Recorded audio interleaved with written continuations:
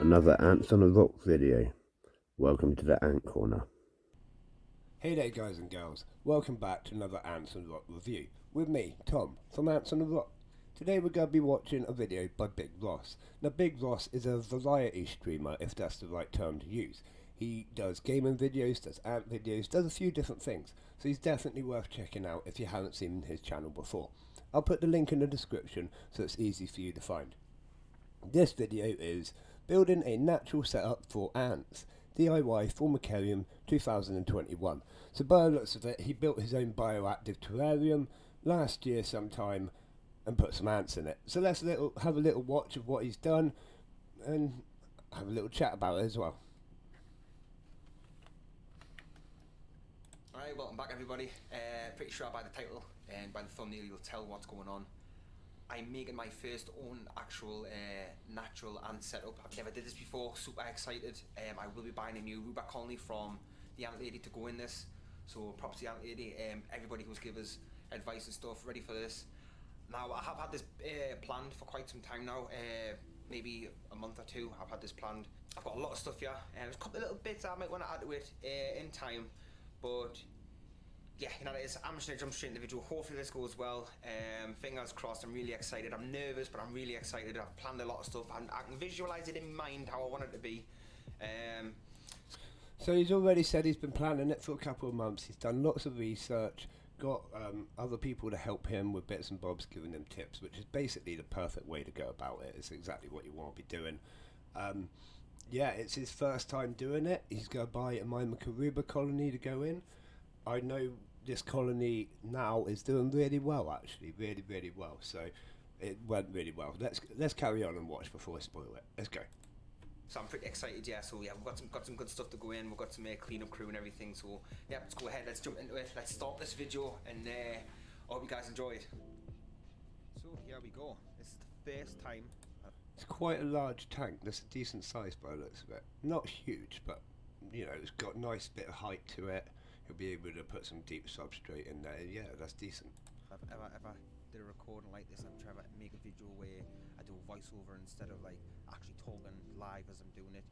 But yeah, anyways, let's dig into it. So this is the fish tank that I bought from Pets at Home. It's 19 litres and this is what I'm going to be using. So the first thing I'm going to do is it has a black lid that's on the top which can actually be removed.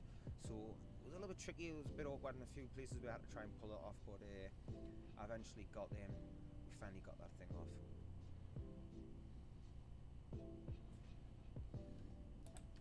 I actually quite often leave the lids on. I know a lot of people take them off, but I just leave that bit on. I don't see a problem with it. Quite often I use it for an actual rim, and I think it's like an extra obstacle for them to climb over, isn't it? If your barrier's starting to fail, I don't know. It just I never really bother with it.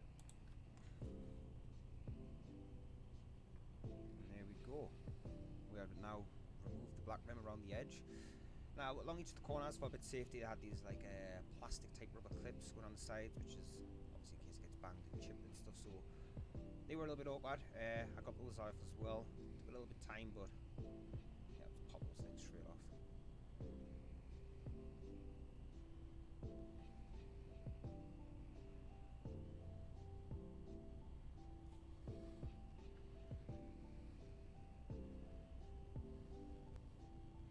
Now that we've got the lid off and we have those four edges removed, around the top, see, I want to focus as you'll see, there's still some lumpy chunks of silicone, which is absolutely ridiculous. Far too much needed to put into there, so I'm going to go ahead and get them removed to the best that I can.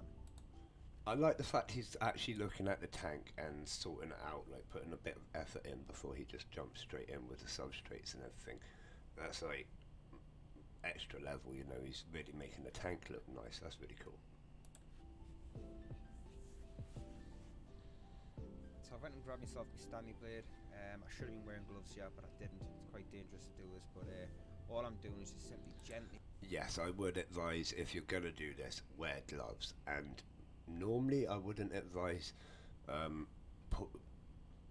bringing the blade towards you as you cut. You should normally cut away, but BigRoss knows what he's doing. I trust him, and just don't do it yourself at home. Running the blade along the top of the glass and along the edges as well, just to remove any excess off along the top and obviously on the insides, and then of course them big chunky corners where there was a ton of it. So not very exciting, not much going on. I'm just going to cut these down and jump into the next part. Let's just jump ahead quickly. But I've just bought this brand new big multi-pack of all the sizes. So that one there is roughly the same size. It's the tiniest bit bigger than the silicone tubing that I've got, so that'll make it for a nice tight fitting. So what I'm going to do is I'm going to look on the tank for whereabouts I want to actually place it. Just have a rough idea of where I'm going to be looking at, so that's all I'm doing right now. So I'm going to place my tube hole. Cutting glass is horrible. I absolutely hate cutting glass. I'm just awful at it.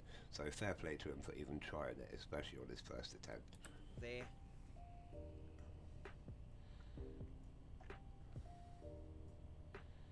So I'm doing now is I'm just going to grab some tape, look at where it is that I want to place the tube, where I want to drill the hole. And it's just somewhere to start on. So I'm going to get some tape and mark it over whereabouts I want to drill the hole.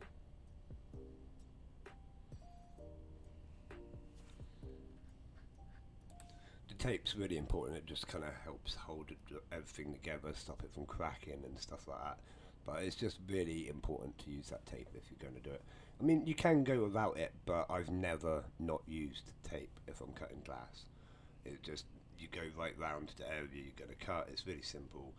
It takes a couple of minutes, but if you don't do that, you could end up with a cracked piece of glass or just a disaster, really. So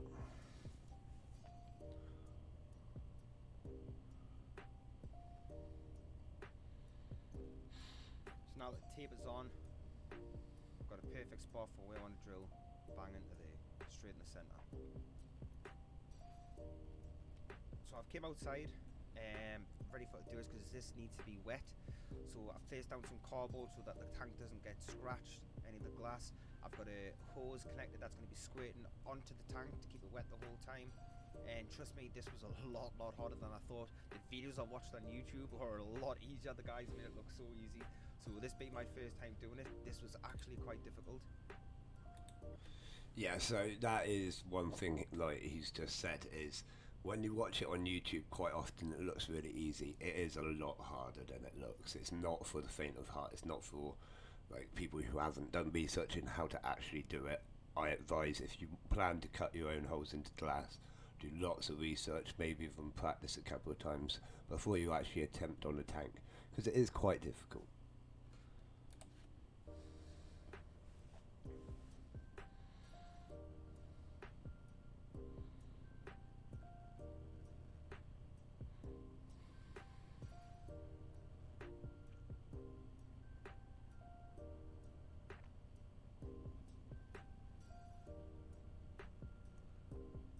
So to do this, you just got to take your time, no pressure. You literally just got to let the weight of the gun do its work and let gravity pull you down. No pushing, because you can literally just smash the glass. But this was so hard to keep still. I had the tank on its side. It was wobbling side to side, as you can see.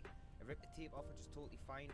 It was literally just for something to get like a little grip as I started. So the tank was keep moving. I couldn't keep still, and it was quite. That's a good point. It does give it a little bit of grip to help get started. I've never thought of it like that. I never considered it does that, but I suppose it does. Yeah, I say that's another good use of it. I just, you know, it's one of them things. Carry on. Quite awkward, so I was just trying my best to get into a better position and do the best I could to get it done, and we eventually got there.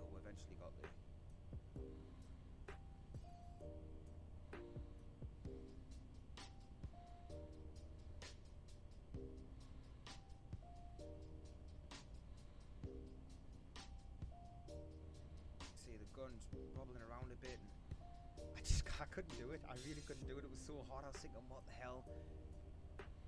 So I decided eventually to nip the tank between my legs and thick thighs, and then that way I was able to actually drill it.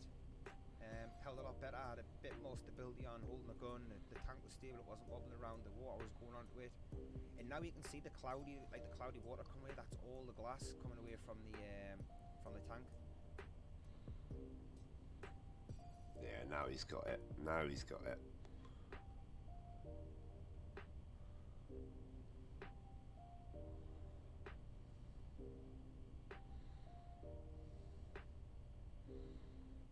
nice little groove. Thought, right, happy days, we're in. Let's go, this is it. Give me the money shot.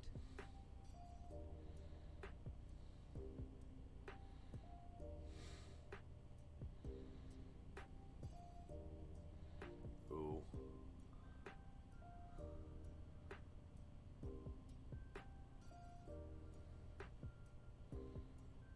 If I was to give any advice to anyone doing this, make sure it's very stable beforehand, because I made the big mistake at the start and I left a few scratches just around the hole. See, I'm surprised he took the tape off. I've always been told to keep the tape on until you've done drilling. It, like I say, it just helps stop it from cracking so badly and stuff if it's going to. Either way, your tank's screwed. Well, not too bad, but they are there. And where's some older trainers? I had these trainers on and they got soaking.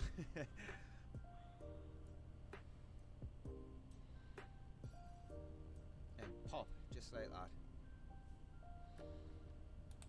Lovely. Like you said, it just pops out. That was perfect. And look at that, a beautiful hole, no crack, no nothing. That's really well done, so fair play, Ross. So I skipped ahead a little bit. Let's have a little look. It looks like he's cutting out his mesh. This is the separating Now layer. we'll start the fun stuff. Here we ahead go. now and start filling up the tank. So what I'm going to do is I'm going to load in some clay balls that I got from Swell Reptiles along with the rest of my stuff.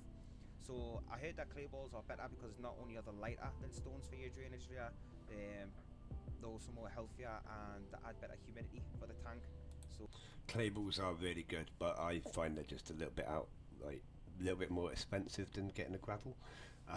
So I generally use gravel. I'm old school, that's just the way I am. I have got some clay balls, but for the larger tanks and stuff, like when the budget comes into it, I tend to find stones are a little bit cheaper.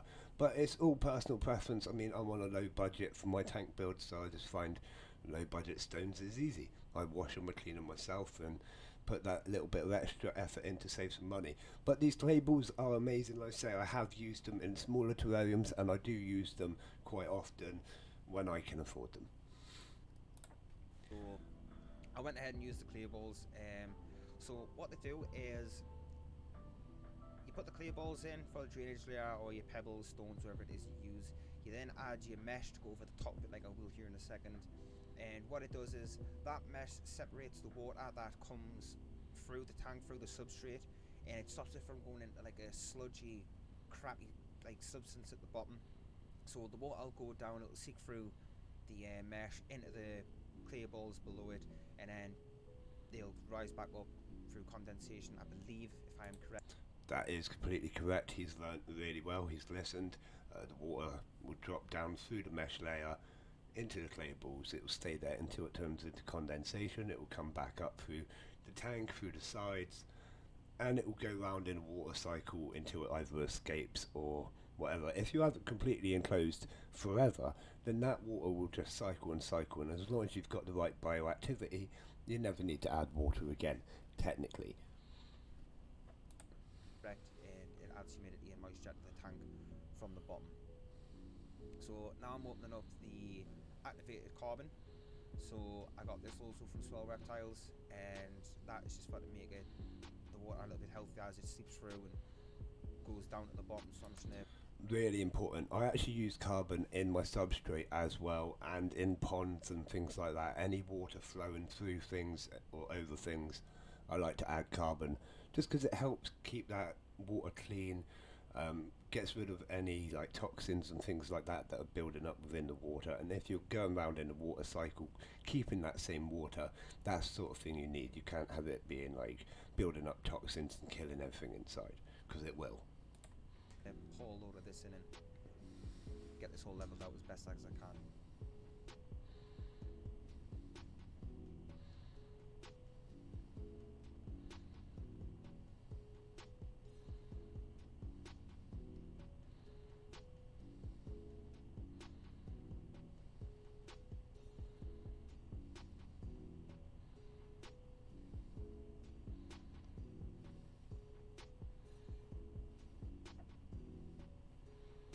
Let's have a little skip forwards again. So he's putting his substrate in.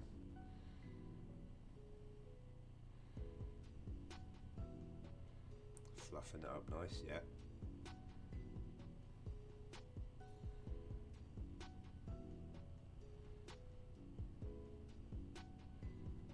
sand, yeah.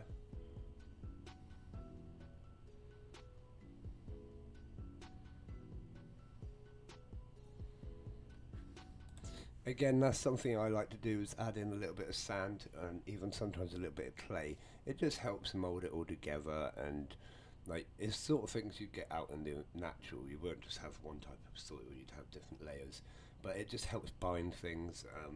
Tunnels won't collapse so easily, and it adds that extra bit of diversity into the tank where you get sandy areas and soily you know what I mean. It just changes the kind of tank a little bit.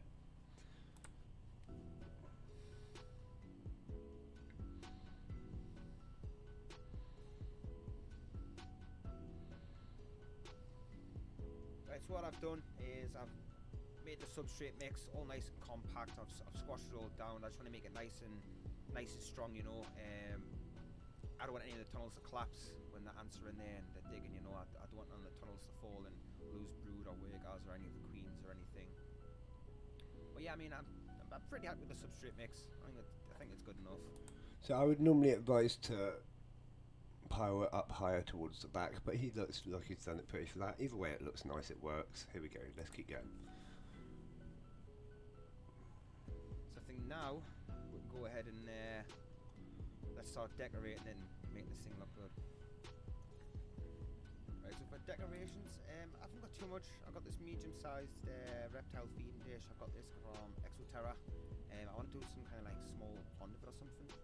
I got this pyramidal skull. This is only cheap. Can't get the focus, but I think it looks pretty cool, so I want to kind of do something in the corner of that. So I think I'm going to start digging stuff out here and try and get things into place.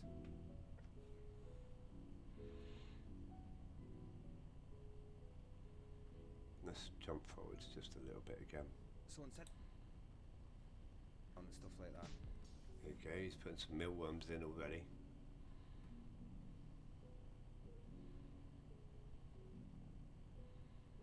One went straight for the water bowl. So they will dig in and turn into beetles. I've done exactly the same in my large tank.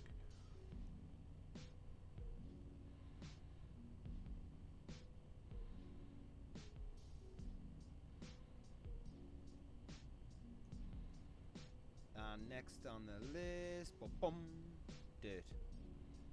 Nah, I'm just joking. We got some large orange woodlice. I've got these guys from Swell Reptiles as well. Same everything else. Not the woodlice, sorry, not the Mario worms, so I got them elsewhere. But yeah, everything else is all from Swell, so let's go ahead and get these straight into.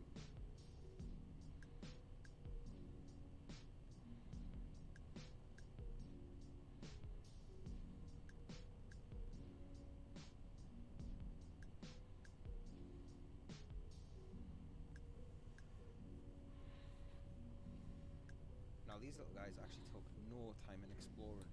They're beautiful colours, absolutely awesome. I mean, you can see they're running straight up the top of that hill above the skull. They're along the front of the glacier. There was some over to the right as well.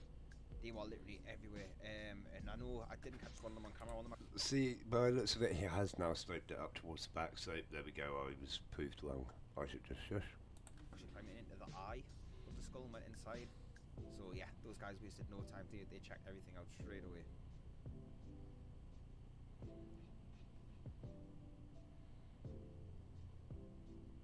And next on the agenda, we have more dirt. Nah, just joking, we got a load of springtails in here.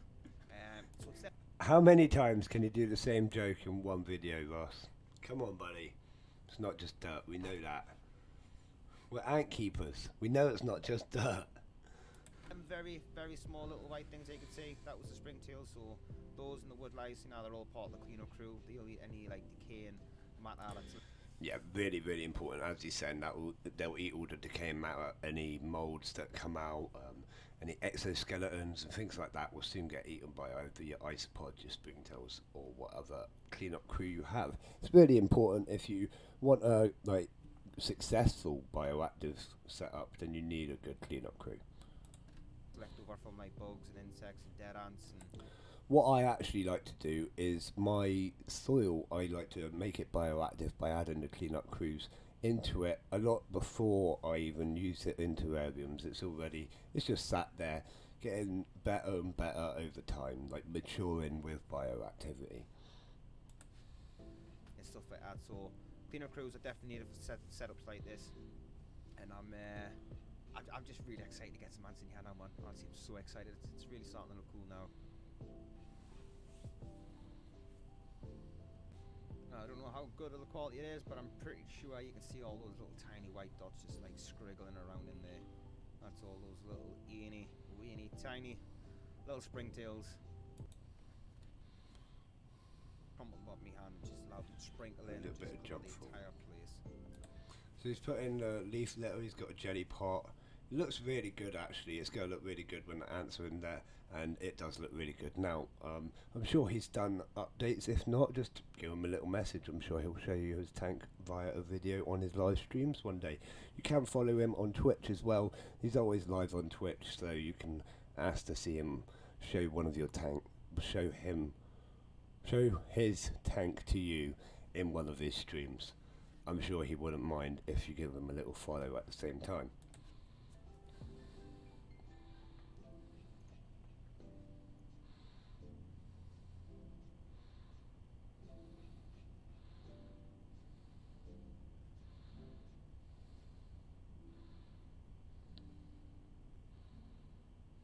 Right, so I have finished the natural setup now.